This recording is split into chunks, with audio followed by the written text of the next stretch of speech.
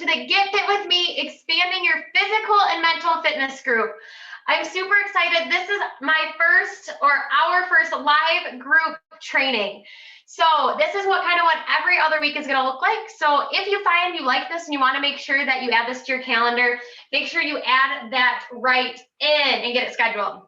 This group is for individuals who are looking to expand their physical and mental fitness while helping and supporting others in this group with same or similar goals along the way.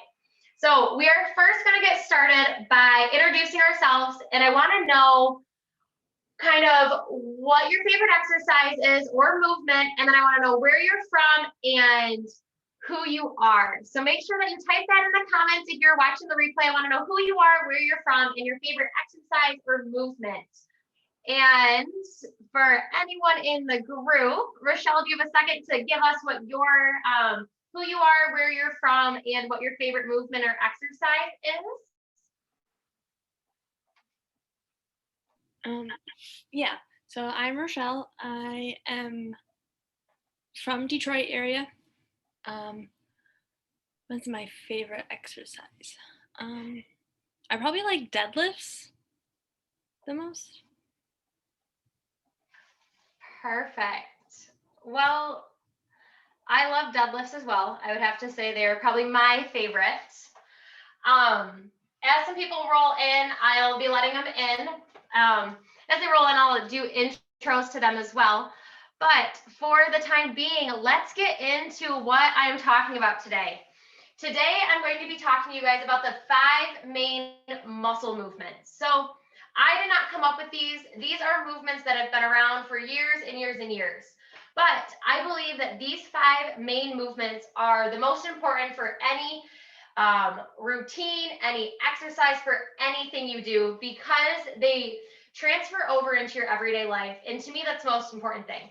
What you are doing your workout should transfer over into your everyday life in one way or another. So we're going to talk about 5 main things. We're going to talk about the squat, the hinge, the push, the pull, and the groundwork or core.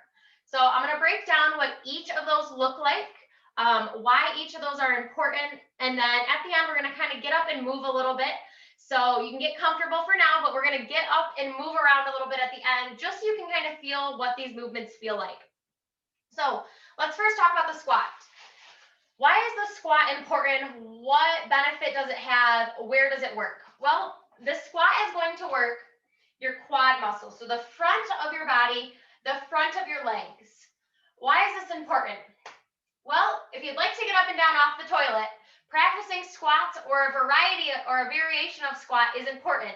It's what helps us stand up after sitting. It helps us step up the stairs, helps us get our leg out of the car and stand up that way. So these are very important muscles, and we can do exercises in our workouts that transfer over so that we can get out of that chair with ease, so we can get off of that toilet with ease, all of those things. So the squat is important for that reason. The hinge. So when I think about a hinge, I think about a door and how it opens and closes and the hinge on the door. Well, your body is very similar.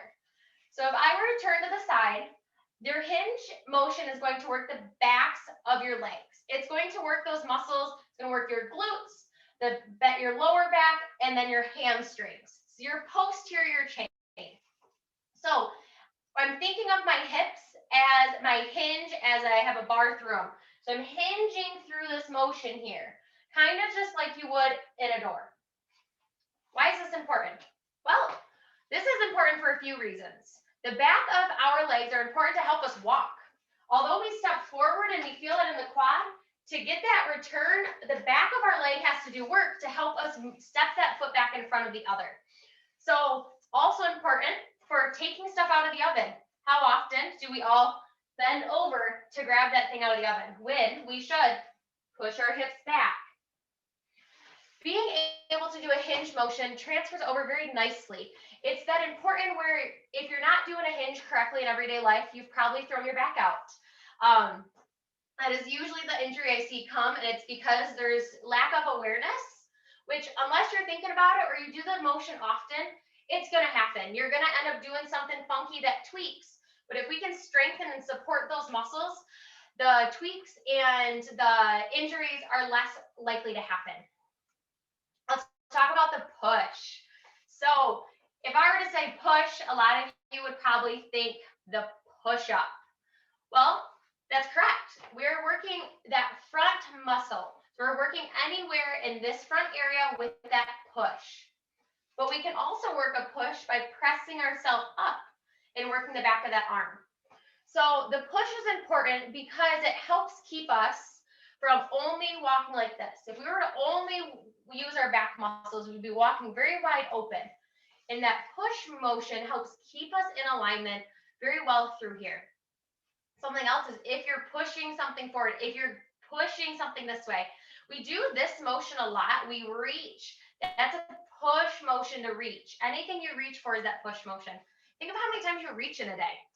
So incorporating some sort of push into your exercise is going to help allow you to move on with these everyday activities longer. Number 4, the pull. So the pull is going to be very important for a lot of you. And honestly, it's going to be important for all of you. If you ride in the car a lot, if you sit in front of a computer, if you have a cell phone, we sit like this, which means we round our shoulders, we let our chin fall, we're texting, we're rounding this way. And the more rounding that happens and the more only push movements we do, the easier it is for our body to start sculpting forward. And over time, you're going to end up like this, and it's going to be really hard to get back to that neutral position. So a way to fix that or to help support that is you want to work everything equally. So down here, we worked our front of our legs and our back of our legs. Up here, we're working our front of our chest, and now we're going to work our back. Our pull motion is going to help keep those shoulders from rounding. It's going to help keep our posture up. It's going to help strengthen that back, which is going to alleviate some back pain. I have a handful of clients that they've had back pain for the longest time, and we just started incorporating some pull movements, and that back pain started to go away. It was easier for them to go through life without pain. And I want you guys to all go through normal life without pain, and the exercises we do are to help you transfer over. Let's talk about number 5. Number 5 is our groundwork or core. So a lot of times we think about our core being our six-pack abs, all that really nice looking chiseled. That's not the case. I'm going to tell you right up front, I will never have a six-pack, and I'm okay with that because I enjoy my food and indulging. But I know how important it is to have that core and that strength underneath that you cannot see. That strength below that you can't see is even more important than being able to show it. So your core is important for helping you stand upright. If you have no core activation, you most likely slouch, or if you were to ever throw your back out, your lower back right here, that right there is your core. Your core runs from the middle of your quads all the way up to your sternum. So with that being the case, anything we do all the way around like a cylinder, that is all considered your core and core work. So anything around that, we can do sit-ups, we can do held holds. There is a variety. Today I'm going to teach you one of my favorites that you can actually do while you're driving in the car or while you're sitting at your desk right now. So your core, I would say, out of those 5 is your most important thing to make sure that you do. It can be as simple as turning to get your seatbelt without having that core engagement. Boom, there's an injury. We want to make sure that what we are doing transfers over to our everyday life. So we have our squat, we have our hinge, we have our push, we have our pull, and we have our groundwork or core. How's everybody feeling about these right now? Drop feeling good in the comments. Let me know that all of this kind of sounds familiar, that what you are hearing is something that you're like, that makes sense. Let me know that in the comments below or in the chat. I want to know how all this is resonating with you guys.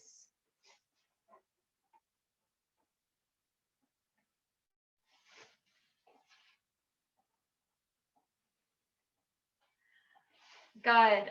Okay, so now let's get into that fun portion.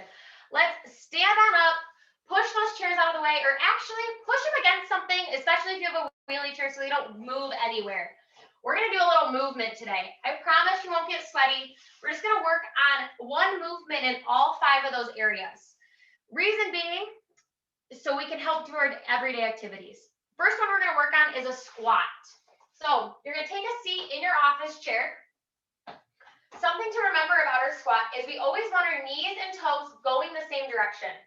So if I were to, let me come a little closer. So if my toes are pointed out this way, I don't want my knees dropping in. And same thing goes, if my toes are pointed in, I don't want my knees going out. I want my knees and toes to track in the same direction. So that's something to remember as you're standing up out of a chair, as you're sitting down into a chair, that not having the right placement can also kind of feel a little funky. So you're going to take a seat in your chair. You're going to place your feet a little bit wider than shoulder width apart or hip width. I got really long legs, so I have to go a little bit wider to make room for my hips as I lower. My toes are pointed out about 45 degrees, and my knees and toes are pointing the same direction. From here, I'm going to push through my heels, push through my big toe, and I'm going to stand up. Often we push up off our legs without even realizing it. So I want you to think about next time you stand up, did you push off your legs? Are you wanting to push up off your legs? As we sit, I'm going to engage my core. I'm going to squeeze my core like somebody were to come and punch me in the stomach. I'm going to engage, and I'm going to slowly lower myself back down to my chair. And then I'm going to press through my heels, press through my big toe, keep my hands away from my thighs if I can, stand up and squeeze my glutes. So that squat motion that you can do at your chair or wherever you have a chair is a perfect motion to incorporate throughout your day. It is one that you can do wherever, whenever, in practicing engaging our muscles, pressing through with a flat foot, and making sure that we're not trying to lean over too much. We want to try to stay as upright as we can through this motion. Number 2, that hinge. My favorite is going to be just the normal hands behind the back hinge. So from the front, you're going to see that my legs are straight down from my hips. My toes are faced forward. I have a good amount of gap in between my legs. I'm going to turn to the side now, but this is how I want your front to look like if I were to look at you. Now, when you turn to the side, I'm going to stick my hands behind, which is going to open my chest up, which is going to allow my shoulders to stay back and down. I'm going to, instead of locking my knees, add a slight bend, a nice loose bend in my knees, engage my core, push my hips back. Oh, feel a nice stretch right there. I'm going to stop right there. We want to move until we feel a nice stretch, and then I'm going to squeeze my butt and stand on up.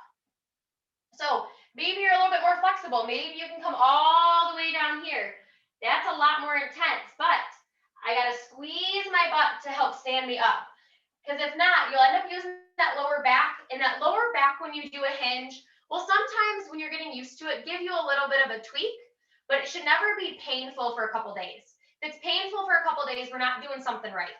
So things to remember on your hinge: feet shoulder width apart, toes and knees facing the same way, hands on our lower back, shoulders back and down, push those hips back, nice stretch, stand and squeeze your butt. This is working that whole back side. Before we move on to our push and our pull, I want to show you that groundwork core movement, that little trick and game that I will play sometimes while I'm driving. So when you are sitting, I'm going to show you guys here. So when we are sitting, usually we'll be driving here and we kind of have that arch in our back. We have the arch in our back, our hips aren't tucked, we're all relaxed. Well, when I get to a stoplight, I re-correct my posture, and then I take my hips and I tuck them. So I have this arch and I'm tucking my hips, engaging my lower core, and I just sit here. If the light is really long, I won't hold the whole time. I'll try to hold for about 15 seconds. Once I've held, I release and go back to my natural posture. Practicing that at just a stoplight multiple times a day, or just every once in a while, is going to help create some muscle memory for you in there. So we're usually sit like this. We're going to rotate and engage that lower, and breathe and hold, hold, hold. Good, and release. You can also do this standing at your desk. So Same thing. I have this natural curvature to my lower back. A lot of us do. It's not wrong. But learning how to rotate your hips without squeezing your butt cheeks is skill. It's something you should practice often, because what we're doing is we're rotating our pelvis, engaging that lower core, and engaging those core muscles. So all I'm doing is straightening up my back, but my butt is not clenched. I'm just worried about tucking my hips. So I want you to take a second to stand on up, shake yourself out, pull your shoulders back and down, and stand natural. So you probably noticed you have that lower back arch. I want you to think about tucking your hips. Feel that in that lower core? Yes, that is what I want you to feel.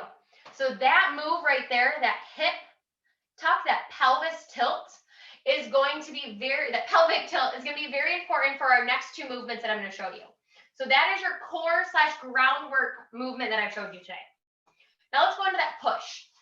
Before I even show you what the upper body does, my lower body tucks, engage. This is what I look like when I do these movements. So now let me move up to here. I'm going to bring my hands up in front of me. I'm going to bring my thumbs down to about nipple level. My hips are tucked still. Everything's locked in. My hands are coming out, and see how I have a 45-degree angle here. My hands are right as if my chest were to be on the ground. I'm going to push my hands towards you and bring them together, touching my thumbs, squeezing my chest. Then I'm going to slowly bring my arms back, press ahead of me, squeezing my chest. This is a movement you can do at your desk. If you would like to increase this, you can put your hands on a wall and you can do a wall push-up. If you're doing the wall push-up, your hands aren't going to squeeze together. They're going to stay and your body's going to move forward and back. Last movement I'm going to show you guys is that pull movement. So same thing, hips tucked, core tight. You are going to hear a lot of that if you take my classes. Shoulders back and down. I like to lock my elbows into 90 degrees here to start. So I know that my shoulders are in my back pockets.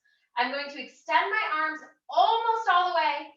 If I extend all the way, my shoulders round. So I want to pull them back and down. Slight bend in my elbows to keep my shoulders back and down. And then I'm going to bring my elbows back, squeezing my shoulder blades together, squeezing that spot in along my spine as if I have a pencil or a ruler back there that I don't want to fall. So I got to squeeze, make sure it doesn't fall. And then I'm bringing my arms back out. So I'm out, back and squeeze. Out, back and squeeze. So we did our sit to stand on our office chair. We did our hinge with our hands behind our hips. We did our pelvic tilt while standing. We did our push motion and we did our pull motion. Those are 4 things that I want you guys to make sure that you either incorporate in your everyday life, that you start paying attention to, because if the program that you are not following does not have any of those in it, talk to me. We got to get something in there, because all 5 of those are important for keeping your body equal, aligned, and symmetrical. I know we're not all going to be symmetrical because that's just not how it is, but if we can do what we can to keep us moving nice and to keep great mobility in our body, this is going to be the key. So now that we've done that, I want you guys to drop in the comments, and I want to know from you guys in the group what your favorite exercise or movement out of these 5 are. Was it the push? Was it the pull? Was it the squat? Was it the hinge? Or was it the core and groundwork? I want to know what your favorite was, and if there's any movements that you know, or what your favorite movement falls into if you know. So, Rochelle, what would you say your favorite of the 5 movements is? Definitely hinge. And would that be your deadlift? Yes. And why do you think you like that movement so much? I feel like it's the easiest way to get work on my hamstrings, and there's not too many other exercises that I enjoy doing to work that area. I love it. Yes. The deadlift and that hinge motion right there is perfect. And once you master that basic hinge that I taught you guys today, Then you are able to go into that deadlift. You can go into a swing. We can go into single leg deadlifts like we've done together. All of that builds on each other. So I've taught you guys the basics today. So moving into, so I want to know your biggest takeaway. If you're watching the replay, please type it in the comments. I want to know what your biggest takeaway is, why you found any of this beneficial. I want to thank you guys for all being here, watching the replay, being here live, and thank you guys for inviting others to this group. There's been a handful of you guys that have invited others, and I love that. I want to see this community grow and see you guys all support each other along your way of getting to the similar end goal. So I've talked to a few of you guys about in coaching calls about what kind of programs I have to offer. And if you find that any of this today is helpful and you don't have that in your program currently, shoot me a message or drop in the comments me, and I will make sure to reach out to you. I'll just send you a private message and we'll just have a little bit of a chat. So make sure you drop your biggest takeaway in the comments below. I want to know what you found the most beneficial. Was it the getting up and moving out of your day? Was it the movement itself? Was it realizing that the movements you're doing in your normal exercise routines transfer over to everyday life? What was your biggest takeaway? Drop it in the comments. I want to know what they are. And I want to say just a huge thank you to all of you who have joined me here. I appreciate it. I appreciate all your guys' support. And I love being able to help identify this little stuff for you guys that is stuff that you need to know to help keep you healthy and mobile all throughout life. You can be 80 or you can be 20. If you can do these movements, you are going to be golden. So a few reminders for you guys. First one is tonight around 5:30, the March live Zoom class schedule will be being posted, and you will be getting an email. So be on the lookout for both those. If you get the email, make sure you save it. It has all the Zoom links. There will be a week in March where there will be no class and there'll be no of this call, but we'll get to that later down the road. So be on the lookout for the March live Zoom schedule. We have some fun new classes in there. And I just want to say, I'm happy you guys are here today. Thank you so much. Have a great rest of your day, and I will see you next Thursday.